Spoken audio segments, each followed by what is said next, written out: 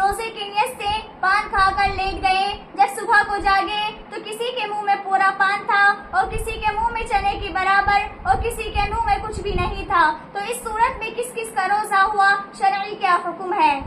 جواب: اگر سوتے وقت منہ میں پان لے کر سوئے اور صبح تک منہ میں رہا تو روزہ جاتا رہے گا۔ جس کے منہ میں پان نہ پایا گیا ہو تو ظاہر ہے کہ وہ اس کو نکل گیا ہوگا اور یہی کہا جائے گا کہ صبح کے بعد نکلا ہے، اور اگر پان سالم بھی پایا گیا تب بھی غالب ہے کہ اس کا علق حلق میں گیا ہوگا۔ دلیل اس کی یہ ہے کہ حکمہ و طبہ اصیل السوس وغیرہ منہ میں ڈال کر سونے کو بتاتے ہیں، اگر علق نہ پہنچتا تو اس سے کیا نفع، اور جب پہنچنا ثابت ہو گیا تو سونے کی حالت میں کھائے پیے تو قضا واجب ہے، اور اگر سونے سے پہلے پان تھوک دیا اور غرارہ وغیرہ نہیں کیا اور اگر منہ میں چنے کی برابر یا چنے سے زیادہ تھا تو قضا واجب ہے۔